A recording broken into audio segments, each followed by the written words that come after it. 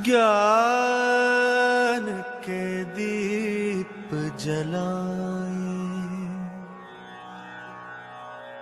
आशा की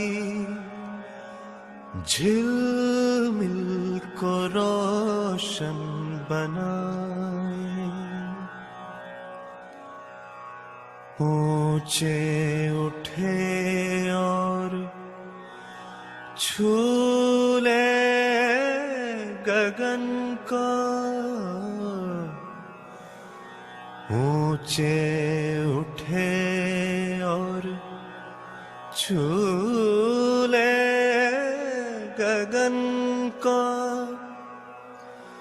सवेरे की सरगम को जीवन में लाया,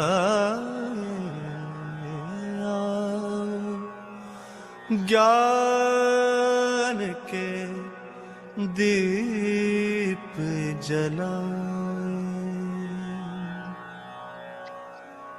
सुन लो दिशाएं बुलाने लगी हैं, हवाएं नए राग गाने लगी हैं। आओ बदल दे मौसम ज़मीं के, नए कल की कल कल से पल पल सजाए, आओ ज्ञान के दीप जलाए। सभी भाई बहनों को नमस्कार। हरिहर। पूजनीय बाबा जी की श्री ए नागराज जी के प्रति बहुत बहुत कृतज्ञता, शत शत नमन। हम सब सौभाग्यशाली हैं जिन्हें इस शरीर यात्रा में बाबा जी का सानिध्य प्राप्त हुआ। ऐसा मध्यस्थ दर्शन मिला जिससे मानव जाति में समझदार होकर सुखी होने की आशा बनी है। सभी के प्रयास सफल हो, इस धरती पर मानवीय परंपरा स्थापित हो, इसी मंगल कामना के साथ सभी को प्रणाम। योगेश भैया को नमस्कार। हरिहर। मैं मीनल दीदी को निवेदन करती हूँ कि कल की जो उनकी प्रस्तुति बाकी थी उसको कंटिन्यू करें।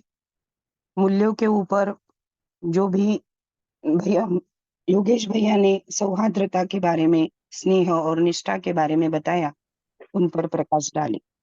मीनल दीदी। सभी को नमस्ते। हरिहर।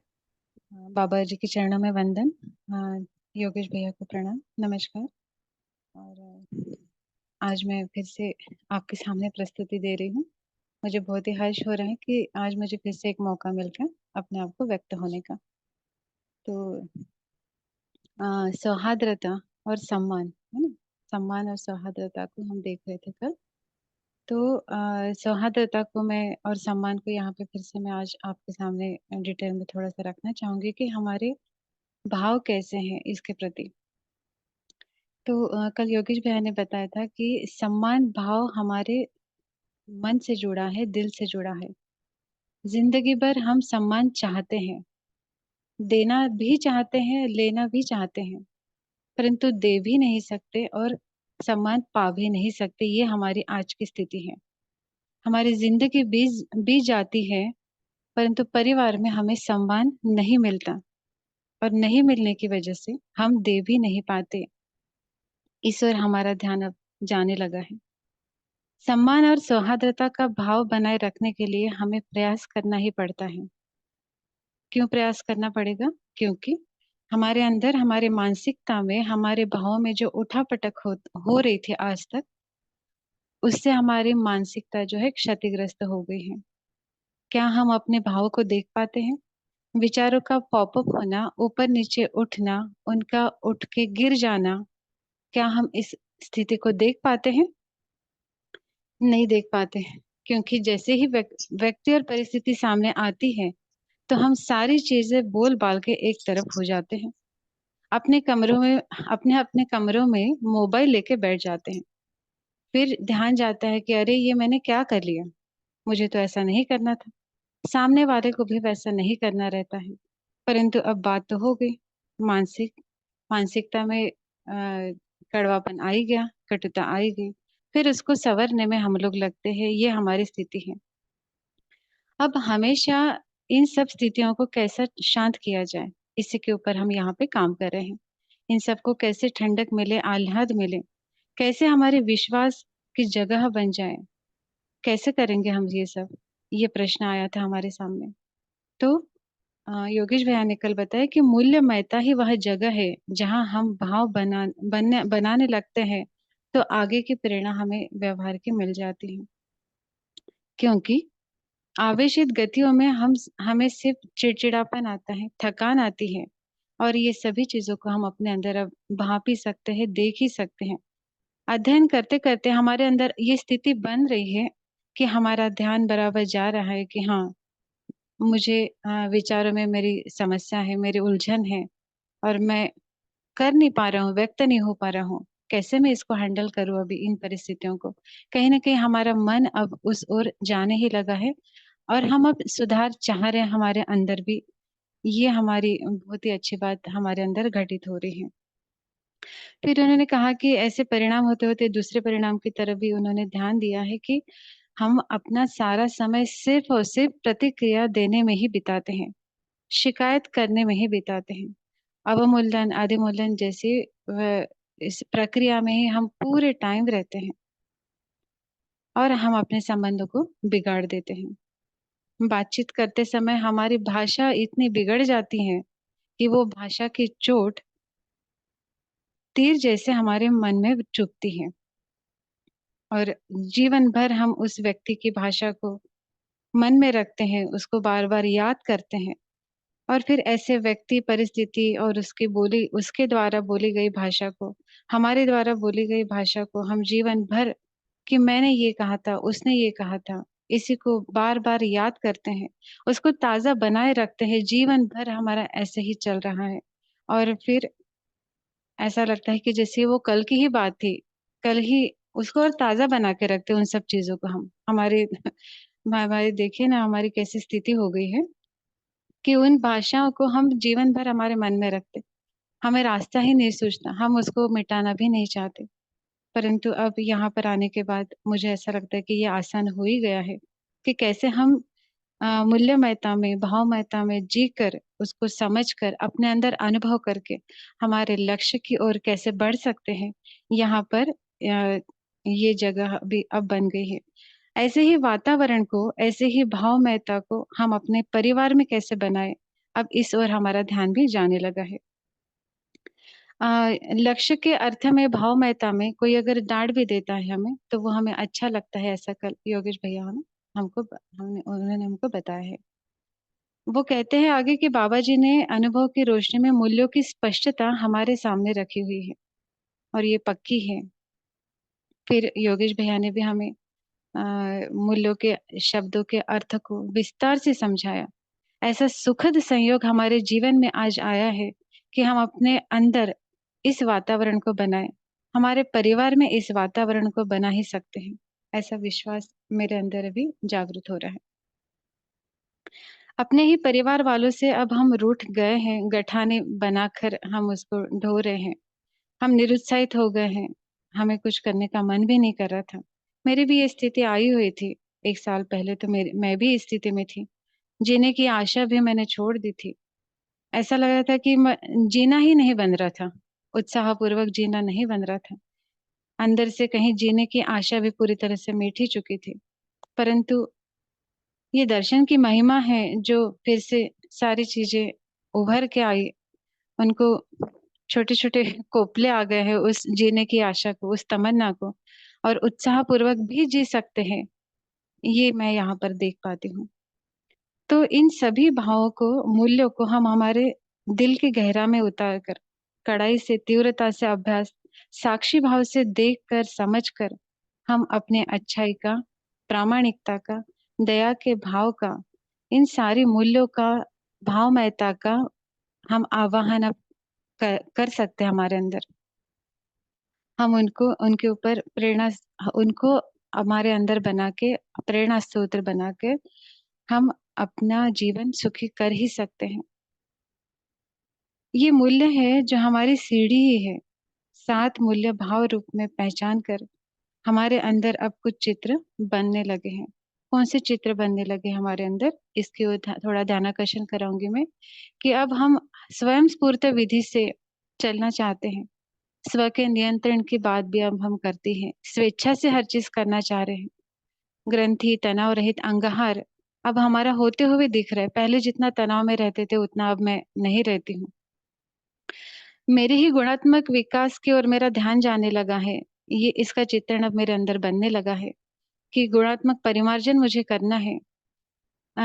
सारे स्वीकृति मुझे अब अपने आप होने लगी, उसका भी चित्रण बनने लगा है, क्योंकि जीव चेतना में जी रहे हैं, मानव चेतना में जाना है। ये जो स्पष्टता हो गई है, प्रतिभा बनानी है, इसकी जो स्पष्टता हो गई है, कैसे बनानी है उसकी स्पष्टता हो गई, उसके चित्रण अब मेरे अंदर चलने लगे हैं। कैसे सहकारिता, सहयोगिता, सहभागिता से मुझे अपने सारे कार्य व्यवहार करने हैं, ये भी मुझे चित्रण अंदर बनने लगा है। खुद के उत्थान के लिए और दूसरों के भी उत्थान के लिए कैसे तन मन लगाना है, कैसे अर्पण समर्पण करना है, धन का भी समर्पण अर्पण करना है, ये भी मुझे समझ में आ गया। और फिर इन सारी चीजों के लिए, लक्ष्य को प्राप्त करने के लिए स्मरण पूर्वक निरंतर प्रयास करने की यहाँ पर मतलब निरंतरता पहले नहीं बन पाती थी। आंशिक रूप में ही सब काम चल रहा था, छोटे छोटे रूप में ही। परंतु अब हालांकि ये बहुत कठिन तपस्या है, परंतु कड़ाई से कर ही सकते हैं, इसके ऊपर चल ही सकते हैं। तो निरंतर प्रयास, निरंतरता कैसे बना के रख सकते हैं, यहाँ पे हम ये सारे चित्रण अब हमारे अंदर चलने लगे हैं। तो मेरे अंदर तो बदलाव आ रहा है, आप सभी के अंदर भी बदलाव आ ही रहा होगा।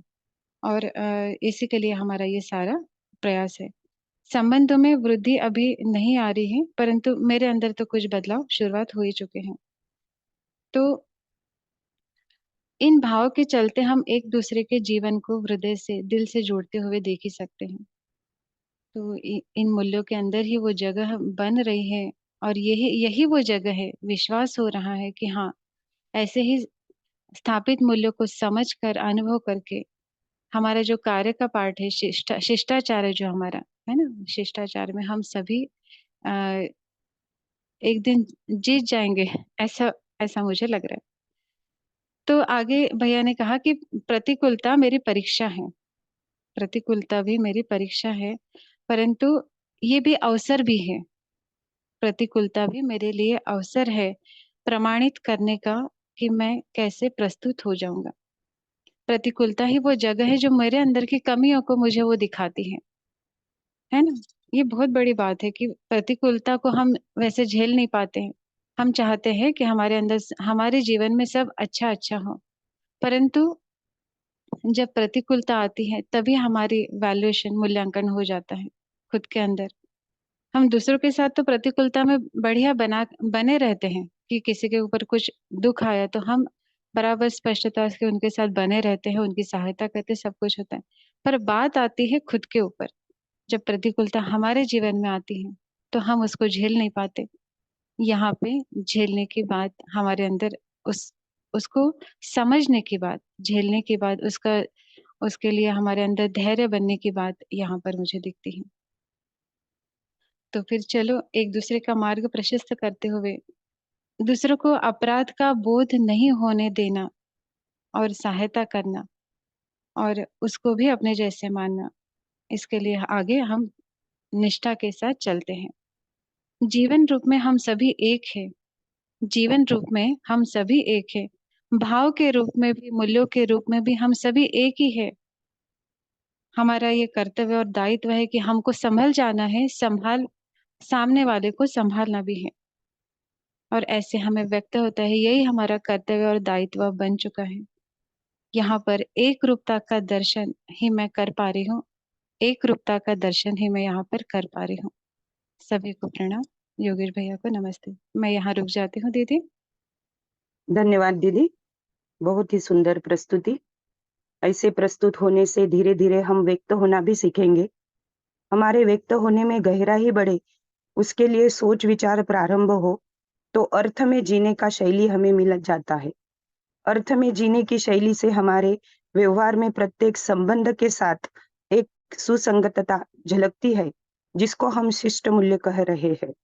और ऐसी ही शिष्टता भरे व्यवहार से फल परिणाम आते हैं। उन फल परिणामों से पुनः हमें जो प्रेरणा मिलती है, उन सभी का व्यक्त होना और ये सारा आगे की पीढ़ी के लिए विषय वस्तु बनना, इसके लिए हम सभी प्रयास कर रहे हैं। तो दीदी से निवेदन है कि ये जो विषय वस्तु है, इसका एजुकेशनल कंटेंट राइटिंग के फॉर्मेट में अगर आप लिख सकते हैं, तो आप प्रयास करें। हम आपके साथ हैं। बहुत बहुत धन्यवाद दीदी। नमस्कार। तो आगे के मूल्य पर प्रकाश डालने के लिए मैं योगेश भैया को आमंत्रित करती हूँ। योगेश भैया के प्रति बहुत बहुत कृतज्ञता, श्रद्धा, विश्वास, सम्मान, गौरवपूर्वक हम सभी परिवार जनों का वंदन, नमन, स्मरण। योगेश भैया, आपका स्वागत है। नमस्ते, नमस्ते सभी को। आवाज पहुंच रही है? जी भैया। जी।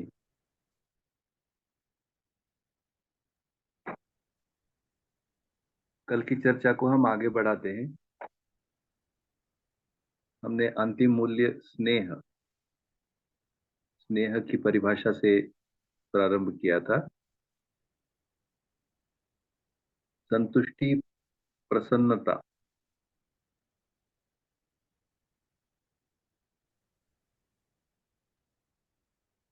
उसमें बाबा जी ने कहा है कि मैं से के लिए स्वयं स्फूर्त, मिलन सानिध्य और उसकी निरंतरता।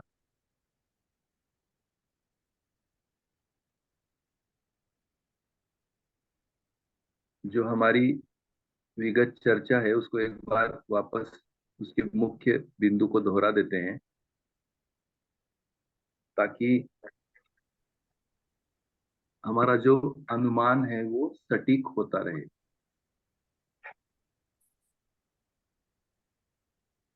और स्पष्ट होता रहे।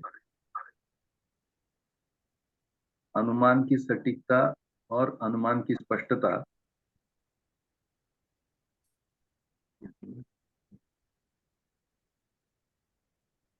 सटीक और स्पष्ट होने से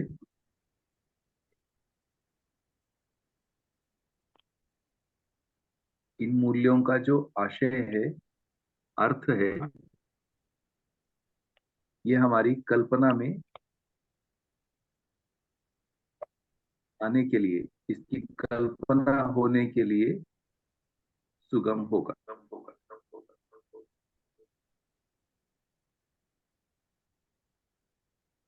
हमने परिचय लिया है कि मानव मानव संबंध में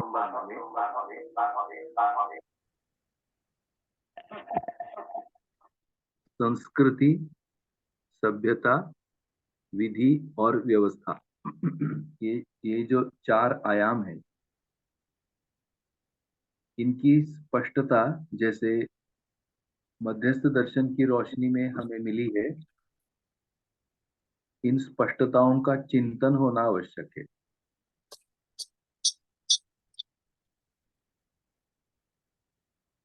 साथ ही संस्कृति, सभ्यता, विधि और व्यवस्था, इन चारों का अंतर संबंध भी हमें स्पष्ट होना आवश्यक है।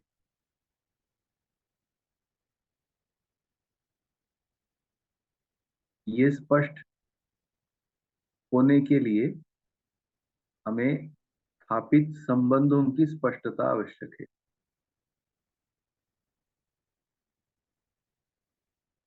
ये सभी स्थापित संबंध हमें संबोधन के रूप में अभी की परंपरा भी ले तो भी हमें संबंधों के रूप में हमें ये जानकारी है।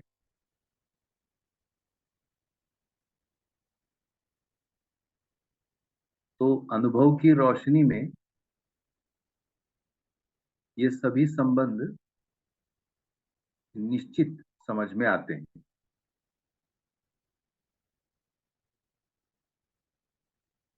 और निश्चित भी हैं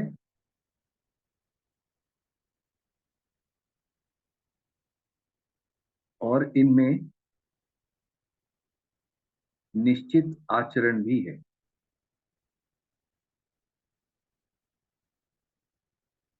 तो स्थापित संबंधों में निश्चित आचरण, ये हमारी अनुमान की सटीकता, स्पष्टता, ये हमारे लिए सहायक है।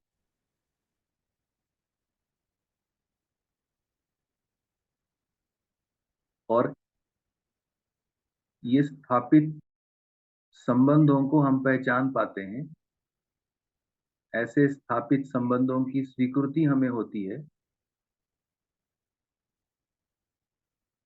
इसी को बाबा जी ने विश्वास मूल्य के रूप में हमारा ध्यान दिलाया है।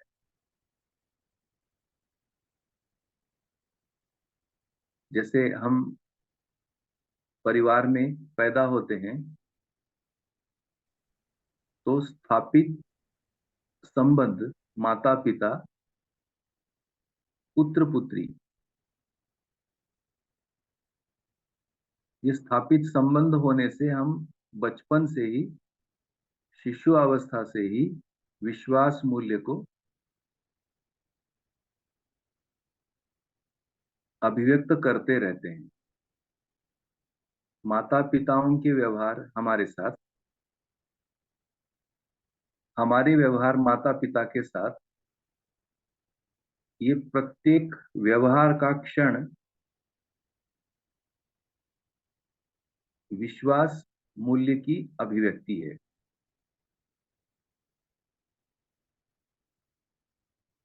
तो संबंध हैं, बनाने नहीं है, संबंधों की पहचान होनी है।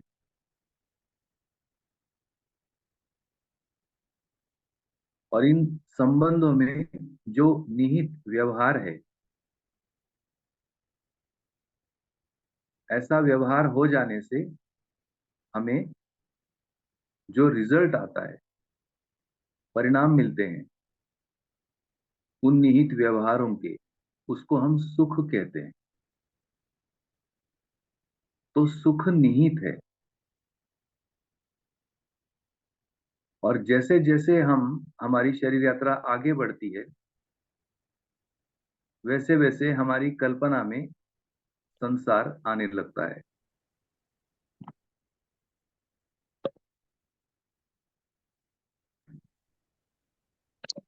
और हम एक समझने की स्थिति में आते हैं।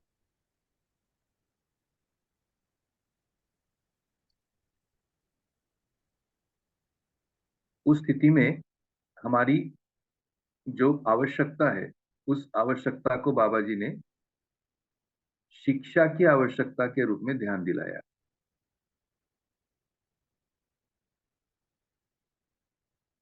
तो शिक्षा की आवश्यकता हमें पहले भी इसकी जानकारी है। परिवार में संस्कार के रूप में भी हमें पहले ही जानकारी है।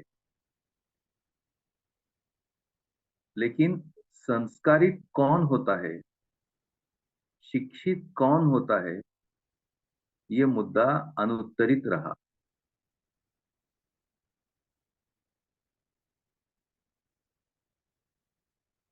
तो फिर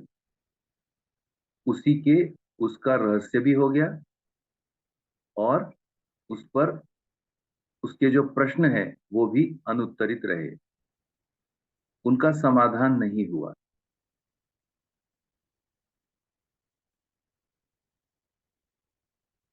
स्वभाव गति में यदि ये प्रश्न रहते या होते भी हैं प्रारंभ में,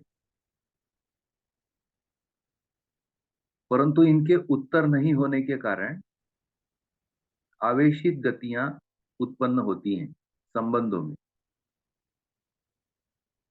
और संस्कार किसे होते हैं, शिक्षित कौन होता है, समझदार कौन होता है, ये उत्तर नहीं होने के कारण उसके रहस्य बने, प्रश्न बने, और अपन अलग अलग प्रकार की समस्याओं में घिरते चले गए।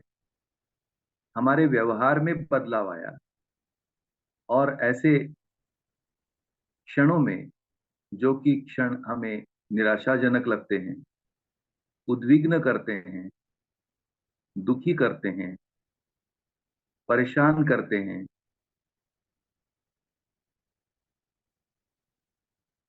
ऐसे क्षणों में किसी व्यक्ति का व्यवहार, हमारा खुद का व्यवहार, ऐसा व्यवहार कैसे होता है, यह एक नकारात्मक स्थिति में व्यवहार के बारे में इंक्वायरी या व्यवहार के बारे में प्रश्न हमारे मन में उठते हैं।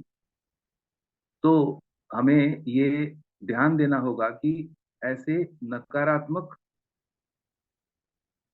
स्थिति में जो भी प्रश्न उठे, उसे प्रश्न नहीं कहते, वो सभी अलग अलग प्रकार की समस्याएं हैं, उन्हें जिज्ञासा भी नहीं कहते।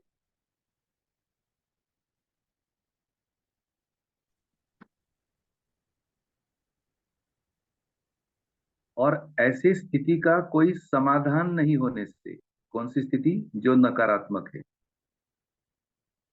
निराशाजनक है, यानी जिसे हम सामान्य भाषा में मन का गड़बड़ाना कहते, गुस्सा आना एक साधारण सा उदाहरण है।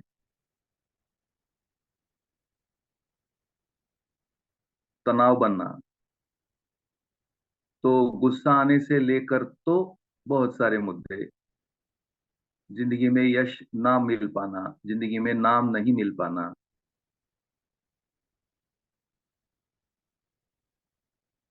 अनेकों प्रकार की आज नकारात्मक स्थितियां हैं। और इन सभी नकारात्मक स्थितियों को यदि हम जोड़ने की कोशिश करेंगे तो ये जुड़ते भी नहीं है, इसलिए इसको कहा गया ये जटिल है।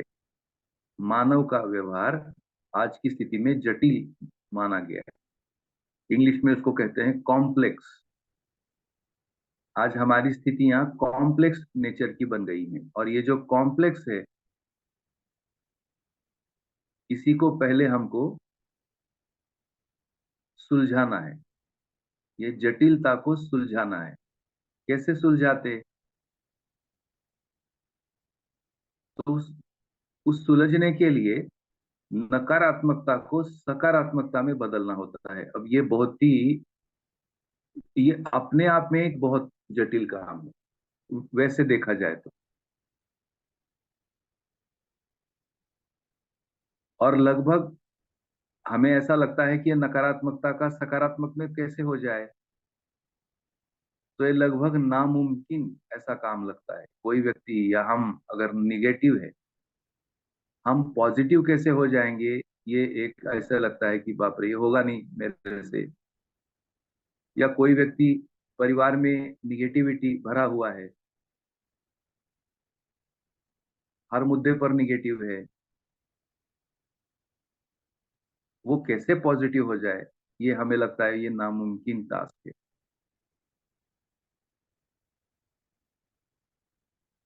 तो भाई और बहनों, बाबा जी के पास जितने भी लोग पहुंचे, मेरे देखने में, मैं आपको शेयर कर सकता हूं, ये सभी इसी जगह से टूटे हुए लोग पहुंचे, अधिकांश।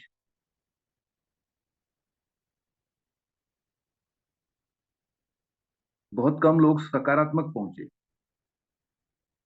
यानी ओरिजिनल प्रश्नों को लेकर।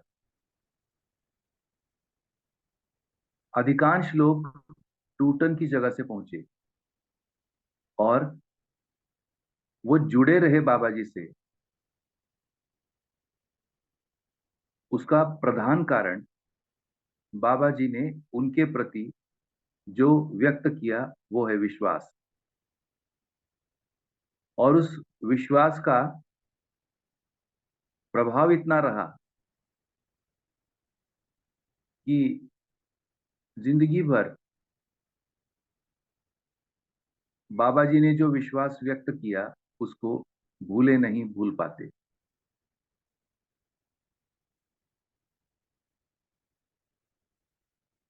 उनमें से एक मैं स्वयं भी हूं।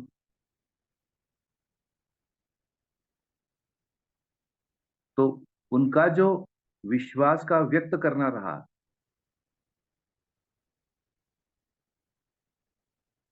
और उससे जो स्वयं में जो टूटन है, ये टूटन रिपेयर होने लगी, दुरुस्त होने लगी,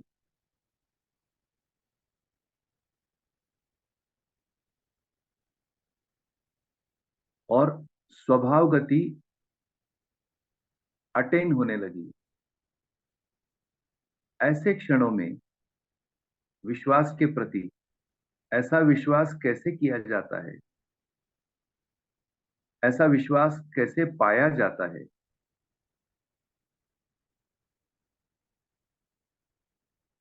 ऐसी इंक्वायरी बनी। और क्यों जीने का उत्तर, कैसे जीने का उत्तर, जिंदगी के प्रयोजन को, जिंदगी के उद्देश्य को, तो वो सारा नकारात्मकता एक सकारात्मकता में बदलता हुआ दिखाई दिया अनेकों की जिंदगी में। और ये विश्वास कोई कृपा, कोई किसी प्रकार का रहस्य, ऐसा नहीं समझ में आया। ये एक शैक्षिक प्रक्रिया, समझने की प्रक्रिया, जिज्ञासा और उत्तर की प्रक्रिया, उत्तर को जीने की प्रक्रिया, ऐसे स्पष्ट हो गया।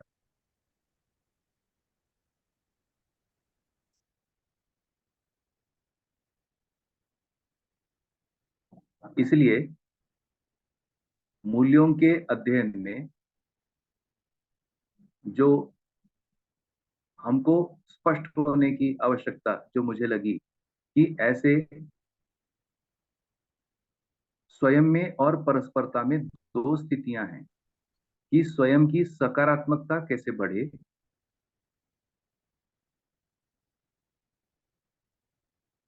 और परस्परता में हमारे संबंधी की जो नकारात्मकता है वो सकारात्मकता में कैसे बदले।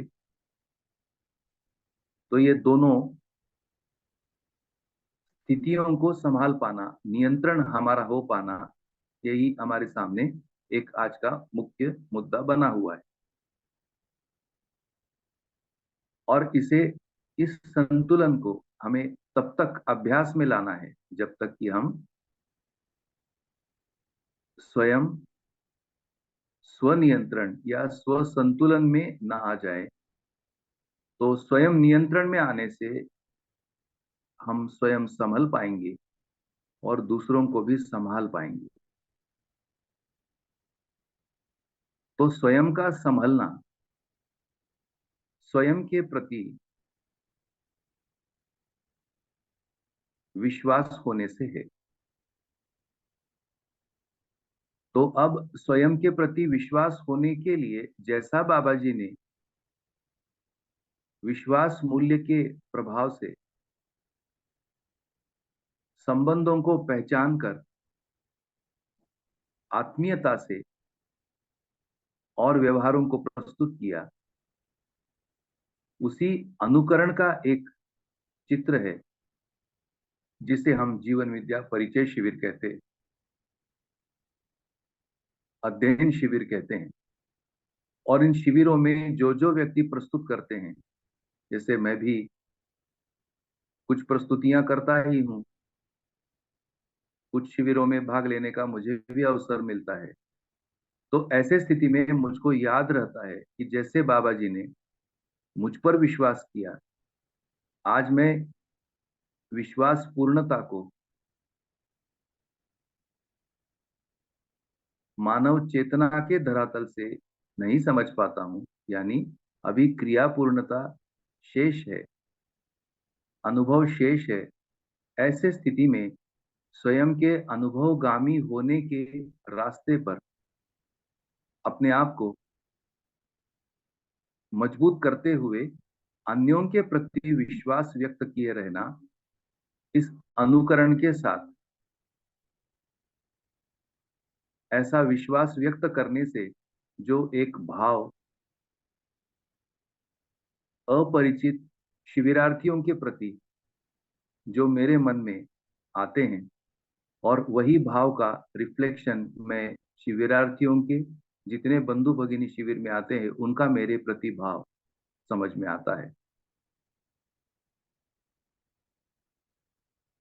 ऐसी अनेकों घटनाएं विगत 10-15 वर्षों में मेरे साथ वैयक्तिक रूप में हुई, और इन सभी घटनाओं को यदि मैं जोड़ता हूं तो फिर मैं ये कह सकता हूं कि वो जो घटनाएं कॉम्प्लेक्स नेचर की रही, जटिल रही, वे घटनाएं अब धीरे धीरे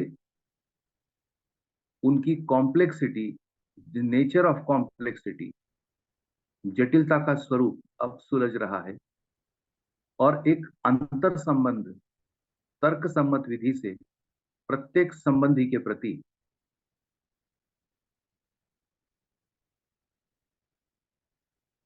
स्पष्ट होने लगा है। और ये अंतर संबंध स्पष्ट होने के ही अर्थ में वांग्मय पठन, उनमें जो अर्थ है वो श्रवण, और उसी का ही हम एक प्रारंभिक चरण अध्ययन बिंदु के रूप में हम लोग स्पष्ट कर रहे हैं।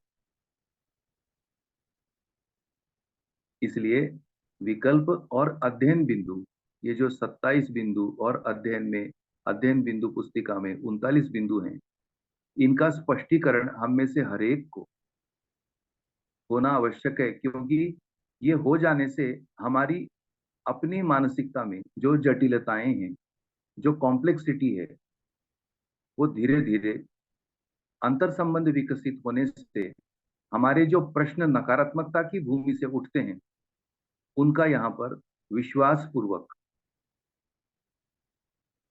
समाधान है। और धीरे धीरे ये समाधान जैसे जैसे हम विश्वास पूर्वक जीने का प्रयास करते हैं, वैसे वैसे हमारा सकारात्मकता की भूमि से उदय होना, सकारात्मकता की भूमि उदय होना, इसे समझता कौन है, शिक्षित कौन होता है, उस उत्तर से जुड़ा हुआ है। यानी समझता मैं हूं, मैं जीवन हूं, जीवन में आशा क्रिया हूं, आशा में आस्वादन क्रिया हूं, और चयन क्रिया हूं। तो दरअसल में पिछले कई सप्ताहों से जो हम लोग मूल्यों की चर्चा में भाग ले रहे हैं और अपने आप को एक सकारात्मक स्थिति में पा रहे हैं, ये क्रिया आस्वादन की क्रिया है। और हमारे आस्वादनों में ये जो प्रभाव पहुंच रहा है, चर्चा का, संवाद का, वातावरण का प्रभाव आस्वादनों में पहुंचने से मूल्यों की ग्रहण क्षमता, यानी अपनी मौलिकताओं की ग्रहण क्षमता हमारी प्रदर्शित हो रही है। और मैं जीवन हूं, इच्छा विचार आशाएं मेरी क्रिया है,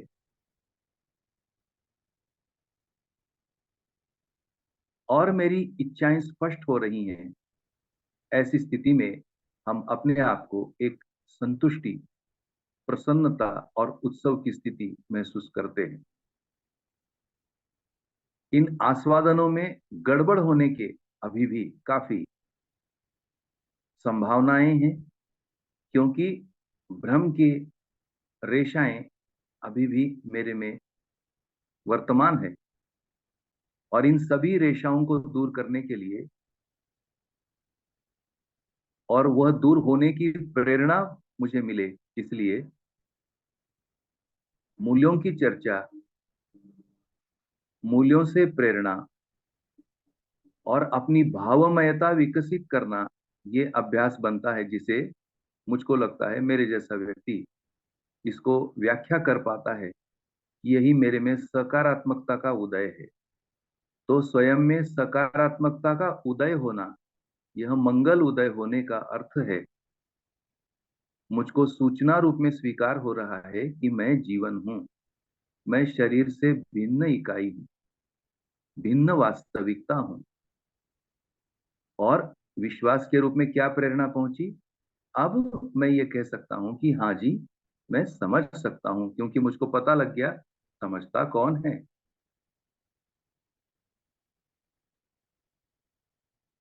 जब तक समझता कौन है इस जगह पर नहीं आते, तब तक इन चर्चाओं का, इन प्रेरणाओं का कोई अर्थ नहीं। ये फिर संवेदनाओं से सुखी होने में हो जाता है, और नकारात्मकता मुझ में बरकरार है, और मैं संवेदनाओं से सुखी दुखी होता हूं। अर्थात संवेदना से जो सुख उत्पन्न होता है, ऐसी शब्दावली, ऐसे शब्द मेरे को सुनने को मिलते हैं, तो मुझको लगता है कि सुखी हूं। और ऐसी ऐसी ही दुखद संवेदनाएं जब सुनता हूं, क्योंकि उसका पूर्वाभ्यास है, पर वो सारा नकारात्मक ही है, ऐसे ही मैं कहूंगा।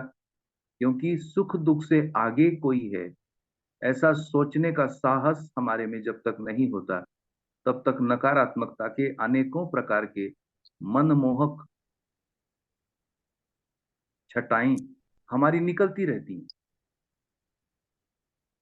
परंतु उसमें गंभीरता नहीं है। ये सब उथला कहलाता है। तो उथलापन को, जो कि शरीर रूपी संवेदनाओं से प्रकट होता है, सुख दुख, और ऐसे उथलापन तत्काल नजर में भर जाता है, दूसरे के भी और हमारे भी। मुझको लगता है ये कोई सकारात्मकता नहीं है।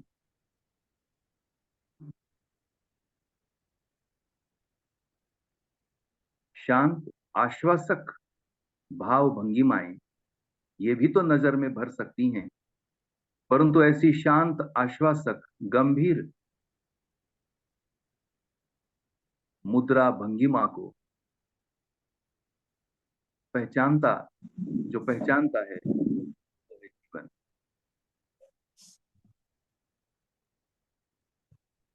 उथलापन को अगर हम पहचान पा रहे हैं, तो उसको मैं कहूंगा ये उच्छृंखलता है। समझता ये भी जीवन है, परंतु ये तो एक भ्रम की स्थिति हुई।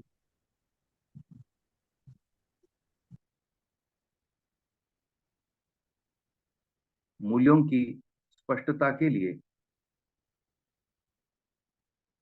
जो दूसरा और एक मुद्दा है, वो है व्यवस्था की स्पष्ट समझ। तो जैसे शिक्षा एक समझ, हमको समझ में आया कि शिक्षित कौन होता है, तो शिक्षित जीवन होता है, समझदार जीवन होता है। विश्वास मूल्य के अभिव्यक्ति से हम बचपन से अपनी शरीर यात्रा शुरू किए, और जब सकारात्मकता की भूमि से ही यदि प्रश्न मेरे बनने लगेंगे, तो इतना सारा जो नकारात्मकता में अब तक समय वेस्ट गया,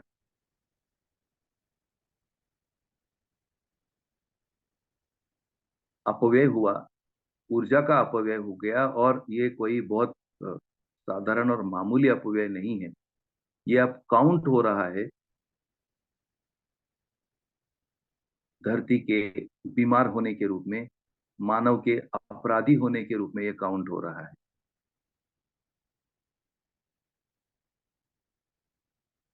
क्योंकि ये नकारात्मकता से जन्मी ये समस्याएं हैं।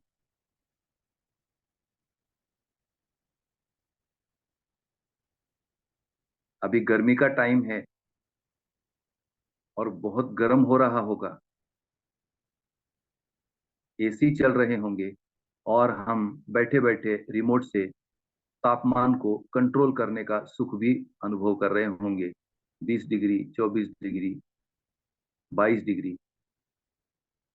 एक छोटा सा उदाहरण है कि ये जो तापमान बैठे बैठे लेटे लेटे रिमोट हाथ में लिए हम कंट्रोल करते हैं, मतलब ताप जैसी मौलिकता जो अस्तित्व सहज है, प्रकृति सहज है, वो आज गद्दे पर लेटे लेटे मेरे जैसे मानव के हाथ में आ गई।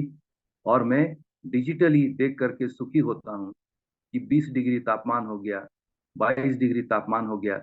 ये जो तापमान के ऊपर नियंत्रण करने की ये जो मनोवृत्ति है, यही नकारात्मकता है। प्रकृति पर नियंत्रण पाना ये आज आदमी का जैसे मानो खेल बन गया हो, और उसके गंभीर दुष्परिणाम आज भुगत रहे। तापमान समझने की चीज है,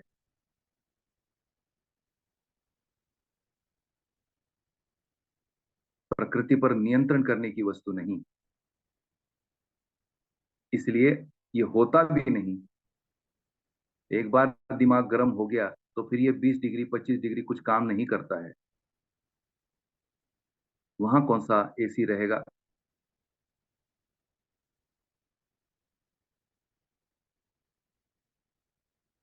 तो इस प्रकार से कॉम्प्लेक्स हो गया।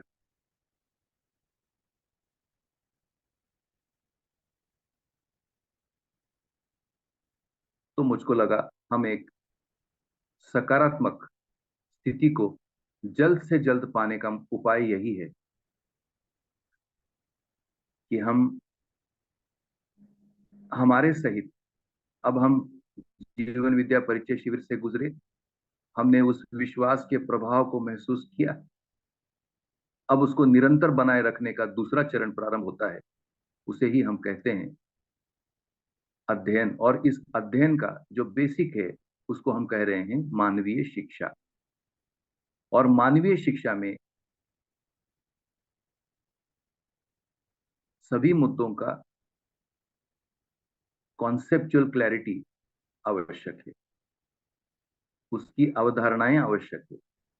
उस स्थिति में विश्वास से प्रारंभ किया हुआ हमारा जिंदगी दोबारा शुरू होता है और हम प्रेम तक पहुंचने का अनुमान सटीक होने से प्रेम ही हमारा लक्ष्य बन जाता है। विश्वास पूर्णता यही प्रेम है।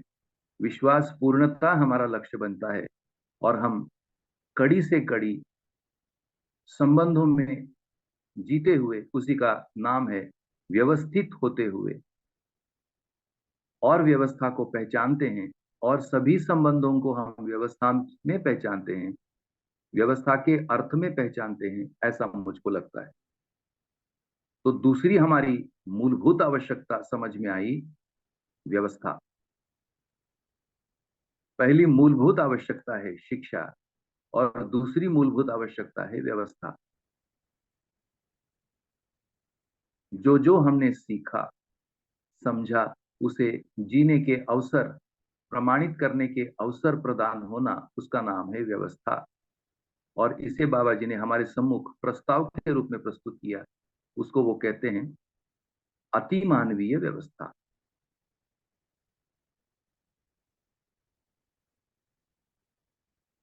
और ऐसे अतिमानवीय व्यवस्था का अनुकरण हम करते हैं तो हम वैयक्तिक रूप में स्वयं में विश्वास पाने के लिए प्रामाणिक प्रयत्न करते हैं और हम अध्ययन के लिए पूर्व तैयारियां, ऐसे व्यवहार सीखने और समझने का अभ्यास प्रारंभ करते हैं।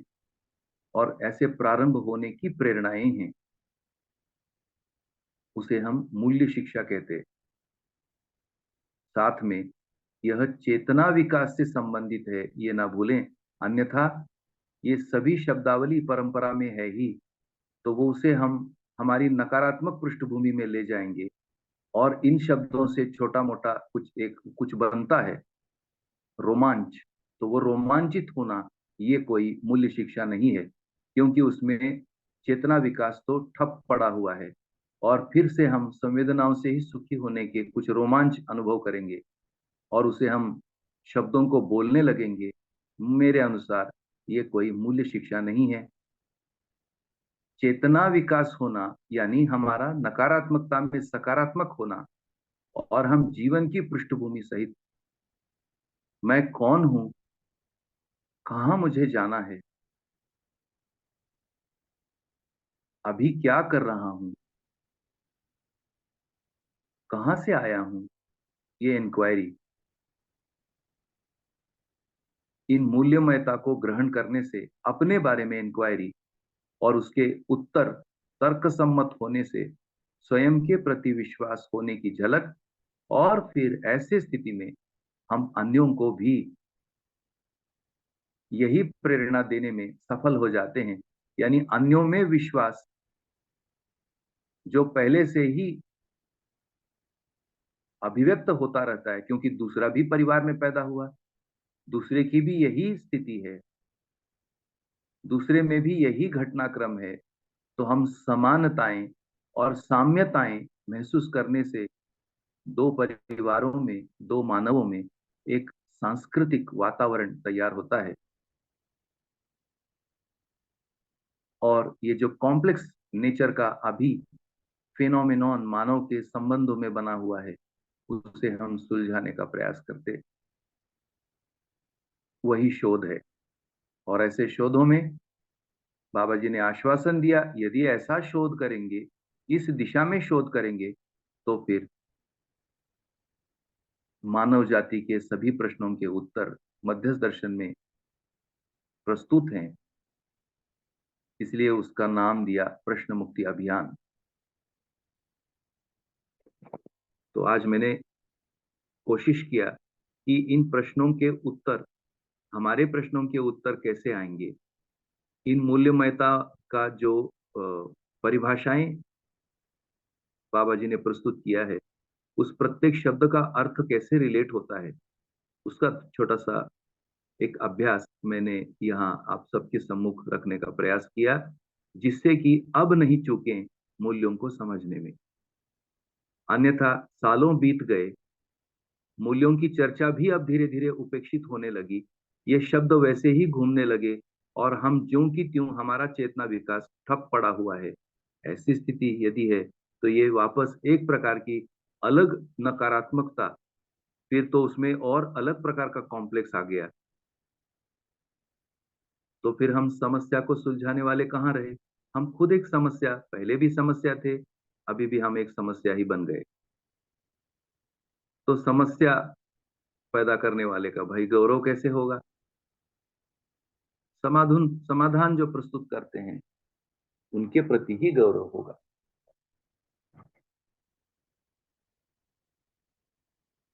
7 मिनट बचा है, यदि अपने मित्र धर्मेंद्र भाई का यदि जी भैया, मोबाइल आवाज तो आ रही है भैया? रख सकते हैं, और शेष चर्चा हम कल जी। जारी करेंगे। नमस्कार। हेलो, आवाज आ रही है? जी भैया। जी। सॉरी, वो टेक्निकल इशू की वजह से मैं बोल तो रहा था पर आवाज नहीं आ रही थी। जी। मैं प्रस्तुत करता हूँ। जी, आपका स्वागत है भैया। 10 दिवसीय जीवन विद्या शिविर पे जो मेरा समझ बना, उसकी सार प्रस्तुति की कोशिश। सर्वप्रथम श्रद्धेय बाबा जी को नमन व वंदन करते हुए मैं उनके प्रति हृदय से कृतज्ञता व्यक्त करता हूँ। साथ ही मेरे मित्र डॉक्टर यशवंत पाटिल के प्रति भी मैं अपनी कृतज्ञता व्यक्त करता हूँ, जिनके सहयोग और प्रेरणा से ही मैं इस दर्शन से जुड़ पाया। योगेश भैया जी को बहुत बहुत प्रणाम और उनके प्रति कृतज्ञता व्यक्त करता हूँ, जिनका प्रथम प्रबोधन सुनकर मुझे लगा शायद मैं बहुत दिनों से ऐसा ही कुछ ढूंढ रहा था। मेरे ऑनलाइन समूह के सभी साथी सहयोगी विनोद भैया, अजय भैया और बाकी के प्रति भी कृतज्ञता व्यक्त करता हूँ, जिनके साथ पठन पाठन करते हुए मैं दिनों दिन भाषा और व्यवहार में उन्नत हो रहा हूँ, ऐसा मैं नोटिस कर पा रहा हूँ।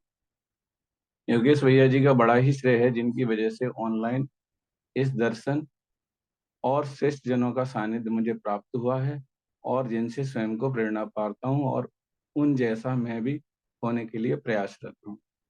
वांग्मय की प्रथम पुस्तक विकल्प बिंदु की समाप्ति और 10 दिन के शिविर के उपरांत मुझ में यह विश्वास बन पाया है कि मैं भी अपनी और अपने परिवार की जागृति के लिए काम कर सकता हूँ।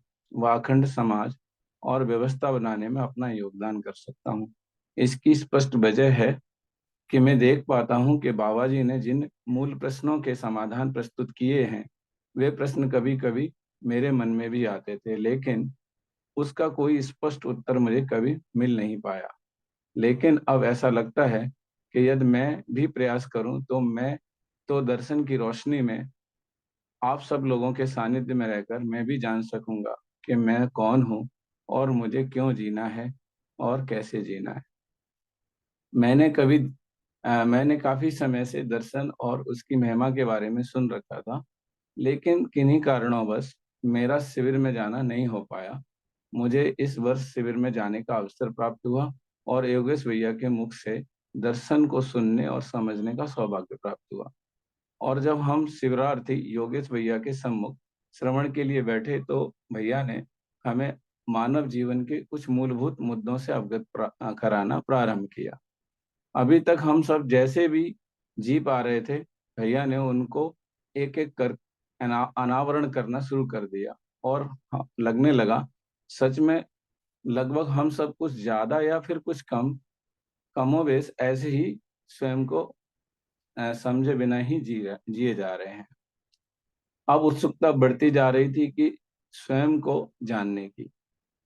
तो हमें पता चला मानव अपनी स्वभाव गति में ना होने की वजह से जीवन अर्थात स्वयं में थकान, शारीरिक और मानसिक दोनों ही, या संबंधों में तनाव और नीरसता में जीते चला जा रहा है और उसे सच में पता ही नहीं लग पा रहा है कि ऐसा क्यों हो रहा है।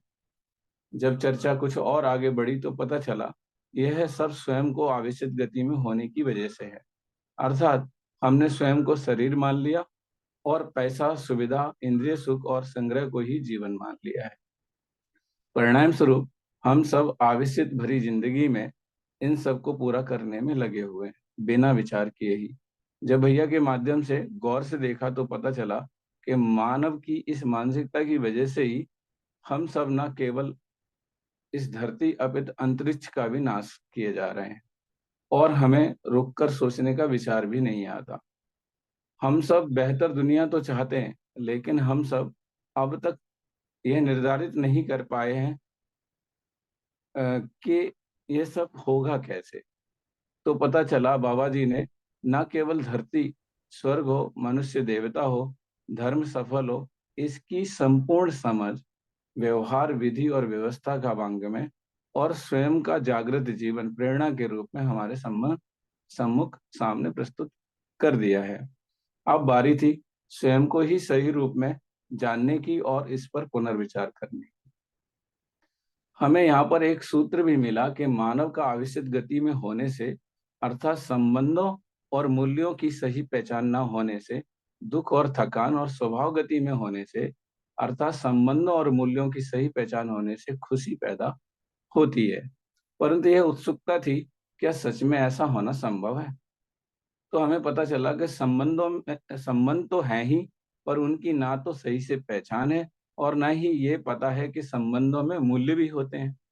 तो इसकी सही पहचान ना होने से हमारे संबंधों में विश्वास की कमी और भय का वातावरण मौजूद बना रहता है। और अधिक स्पष्ट होने से पता चला कि मानव परिवार में ही अपनी शरीर यात्रा शुरू करता है और परिवार से ही स्वयं की पहचान पाता है। इससे परिवार का महत्व समझ आया और पता चला कि परिवार एक व्यवस्था है, अर्थात उसमें संबंध है ही, इस पर ध्यान गया। बाबा जी ने मानव के विकास और जागृति के लिए जो विकल्प प्रस्तुत किया, उससे मुझे सबसे महत्वपूर्ण बात यही लगती है कि मेरे जैसा साधारण से साधारण व्यक्ति मध्यस्थ दर्शन की रोशनी में अपने श्रेष्ठ जनों के सानिध्य में अध्ययन विधि से स्वयं को न केवल विकसित और जागृत कर सकता है, बल्कि परिवार और समाज में भागीदारी करके इसे एक सार्वभौम व्यवस्था और अखंड समाज के निर्माण में मानव परंपरा के रूप में स्थापित करने में सहयोग भी कर सकता है। अब इस प्रस्ताव को विचार पूर्वक जांचने का समय था। जैसे जैसे योगेश भैया मानव के मूल मुद्दे और उसकी पीड़ा का अनावरण इस दर्शन की रोशनी में करते जा रहे थे, वैसे वैसे इस प्रस्ताव को जानने का महत्व और जिज्ञासा बढ़ता चला जा रहा था। तो पता चला कि प्रचलित भौतिकवाद और आदर्शवाद विधि से मानव का अध्ययन हो ही नहीं पाया। इसलिए बाबा जी के मन में जो मूल प्रश्न थे वो वैसे ही बने रहे और फिर उन प्रश्नों के उत्तर पाने के लिए उन्होंने साधना किया। वे मूल प्रश्न 4 थे, परंतु उनके उत्तर प्रचलित धाराओं से उन्हें प्राप्त नहीं हुए। बाबा जी ने जो साधना की, उस साधना के उपरांत उन्हें उनके प्रश्नों से उत्तर मिल गए थे। अब प्रश्न था कि इसे समस्त मानव जाति के जागृति के लिए प्रस्तुत कैसे किया जाए।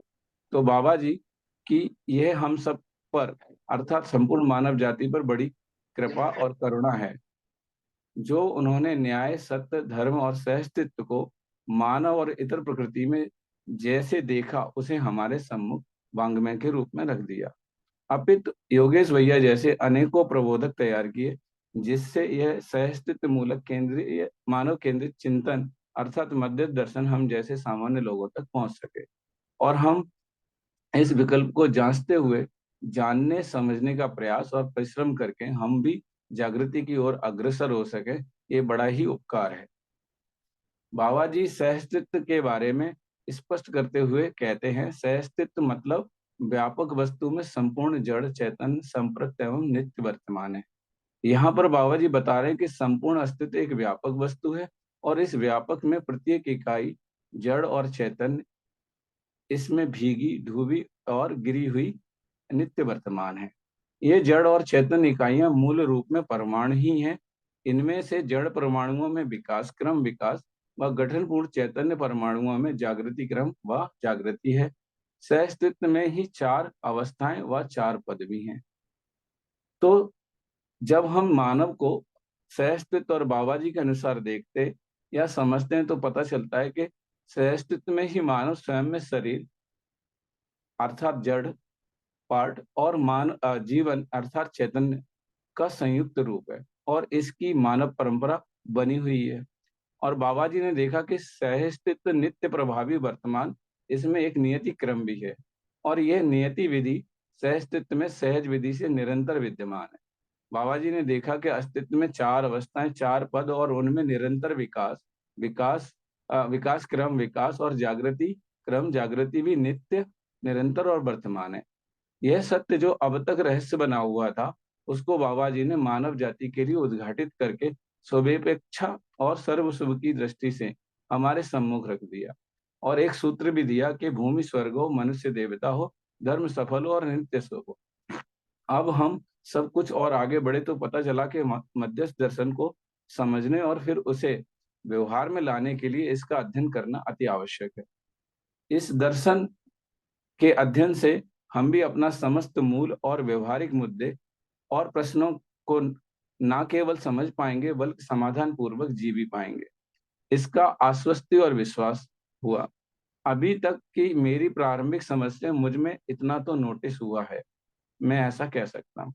तो हम सभी मनुष्य मूलतः सुखी होना चाहते हैं और दर्शन हमें ये दृष्टि प्रदान करता है कि ये कैसे संभव है। इस प्रकार सुखी होने के लिए हमें अपने सारे प्रश्नों के उत्तर चाहिए अर्थात समाधान चाहिए। समाधान मतलब क्यों और कैसे का उत्तर पाना है। साथ ही मनुष्य समृद्धि, परिवार सहज आवश्यकता से अधिक, प्रकृति नियम सहज परिश्रम से उत्पादन करना ही समृद्धि है। अभय अर्थात परस्परता में न्याय की सुलभता हो पाना ही अभय है और सहअस्तित्व अर्थात नियम नियंत्रण संतुलन न्याय धर्म और सत्य पूर्वक जीना ही सहअस्तित्व है और मनुष्य यही चाहता है। मनुष्य की ये जो चाहना है, उसकी पूर्ति के लिए हम सबको अस्तित्व क्या है ये समझना ही होगा अर्थात उसका दर्शन उसके मूल रूप में करना होगा। फिर इस अस्तित्व में प्रकृति में जो संपन्नता है उसे समझना होगा। प्रकृति में संपन्नता में जो 4 अवस्थाएं हैं उनके अंतर संबंधों को समझना होगा। इसी प्रकार जीवन क्या है इसे भी समझना होगा। वह जागृत जीवन में मौजूद उन सभी 10 जीवन क्रियाओं, 5 बल और 5 शक्तियों को समझकर जीने का प्रयास करना होगा।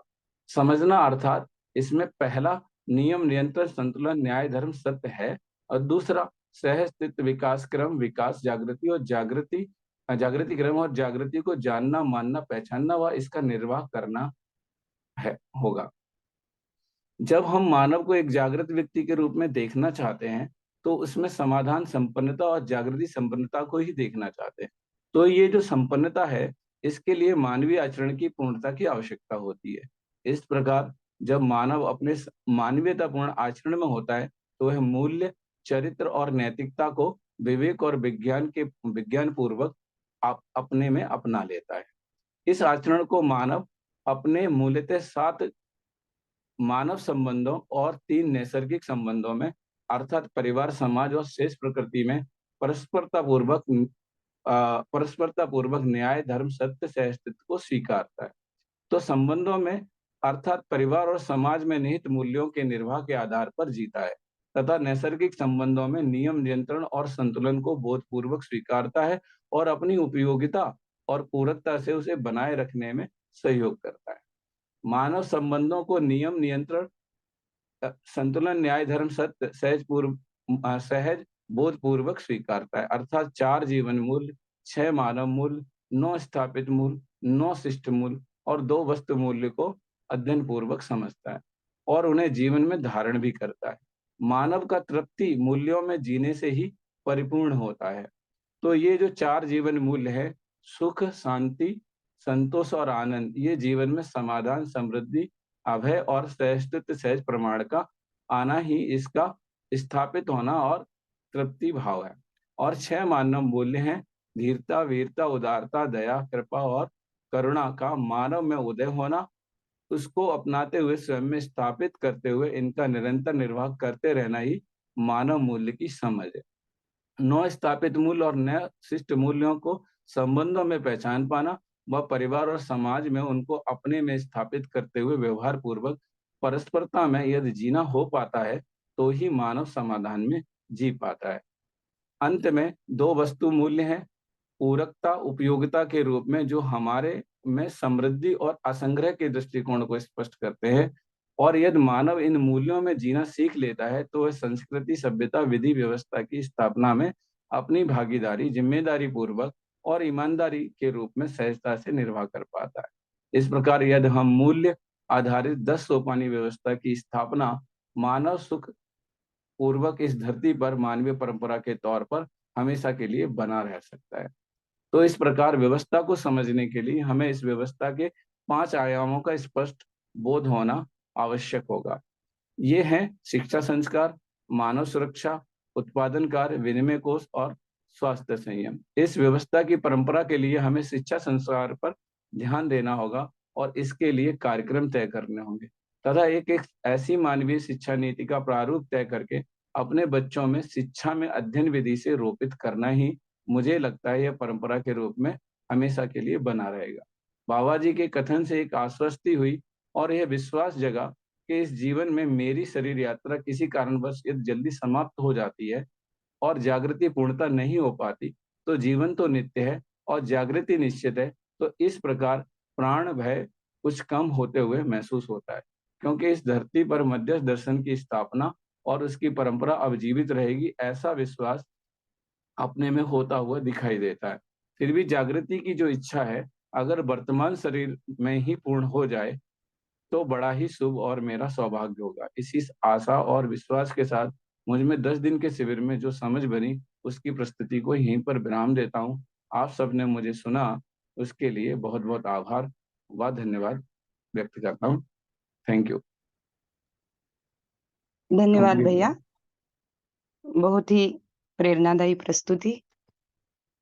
ज्ञान के असीम प्रकाश में आपका और इस धरती के प्रत्येक मानव का जीवन नित्य, निरंतर, सुखमय, समृद्धिपूर्ण और सदुपयोगरत रहे और हमारी धरती स्वर्ग हो। इन्हीं शुभेच्छाओं के साथ हमारे परिवार की तरफ से उपस्थित सभी भाई बहनों का हार्दिक स्वागत, हार्दिक नमस्कार और बहुत बहुत धन्यवाद। आज का दिन शुभ जाए। नमस्कार। जय हरिहर। धन्यवाद दीदी, योगेश भैया का धन्यवाद और सभी को नमस्ते। नमस्ते दीदी। नमस्ते।